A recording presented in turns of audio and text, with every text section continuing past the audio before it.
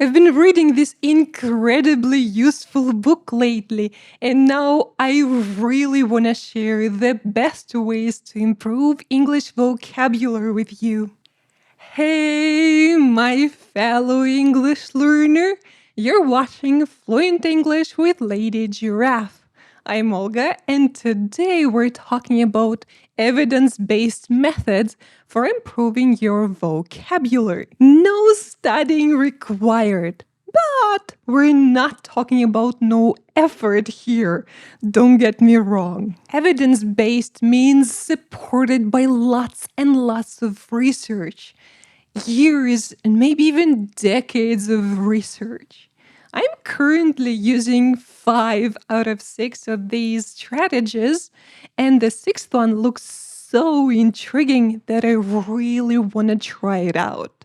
Let's just jump in. Strategy number 1, reading and listening to content in English a lot. No surprise here, huh? Do you want to learn vocabulary without studying? Then start consuming content in English. We'll learn vocabulary incidentally through exposure, by coming across the same words again and again. However, if you're not living in an English speaking country, you need to create these opportunities to encounter new vocabulary. And even if you do live somewhere where people speak English, you might prefer the comfort of your own home to going outside and talking to people. I see you. That's why it's so important to take your learning into your own hands. Graded readers are especially useful because they're designed for English learners. And TV shows, movies, and music in English are especially fun and easy to listen to and watch. And learners are usually very motivated to learn with these sources. Basically, read simple materials for pleasure a lot. Not a fan of reading? No problem. Listen to and watch simple materials for pleasure a lot.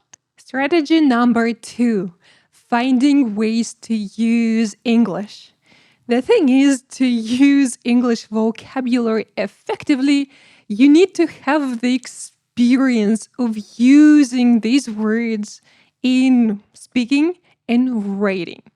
I know it sounds a bit odd, but that's how it works. That's why so many learners say that even though they know a lot of words, when they're trying to speak, nothing comes to mind. They store these words in their memory, but don't create opportunities for themselves to practice them and make them their own. Find ways to speak and write on the topics you find interesting as much as possible. Use the vocabulary that you have learned. Try to use the words correctly, but communication and joy should be your priorities. There are so many ways to practice English.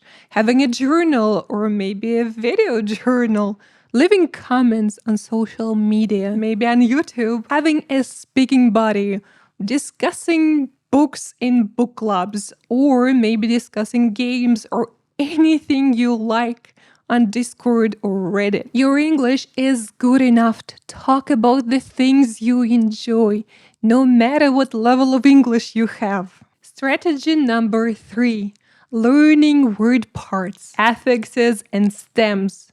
This is something I've never tried to focus on, but it seems to be a really great way to improve your vocabulary without actually studying it. At least you can learn to recognize new vocabulary when you're reading or listening to something. Let's take the word unreadable. Read is the stem, the main part of this word. Enable are affixes, the parts that you can use to create many different words out of one word. Learning these affixes can be helpful because it increases the chance of you guessing the meaning of a new word. And some of these affixes are more common than others. so maybe it's not a bad idea to memorize them. If you've enjoyed this video so far, please tap the like button to help this channel reach more fellow English learners. Strategy number 4, guessing from context. It's something I do all the time, and it's probably the most useful strategy when it comes to reading without using the dictionary a lot. And it also helps you to stop translating in your head all the time from English into your native language. Basically, imagine that you're reading something really fun at your own level and you stumble upon a new word. Instead of reaching for the dictionary immediately, look at this word very carefully. First, you determine its part of speech, and then you look at the context surrounding this word to guess its meaning. This strategy needs practice.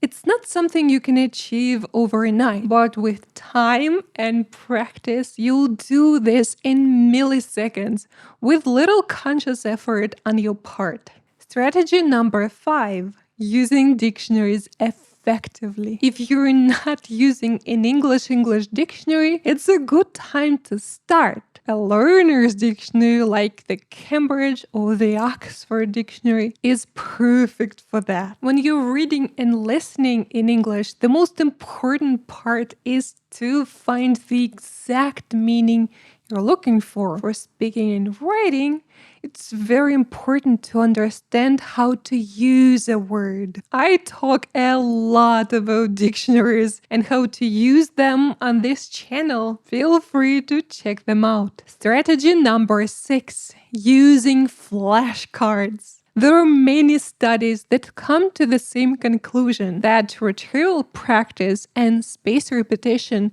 are two of the most powerful methods that you can use to learn literally anything. Retrieval practice or active recall is the method of study when you're trying to remember or recall the information without having it in front of you. Spaced repetition means that you space out your study sessions. There are different ways to create your flashcards. You can use a program like Anki and type them, or you can write them down on paper. You can have a word in English on one side and the meaning in your native language on the other. Or you can have the meaning of a word in your native language on one side and you need to recall the word in English. Recalling the word in English is more effective because it increases the chance of you remembering and using this word in speaking or writing later. Also, it's very helpful to say the words out loud. So how do you learn vocabulary? Do you use flashcards or any of the other methods I've discussed earlier? For more awesome language content, click here or here. Thank you so much for watching till the end. Bye!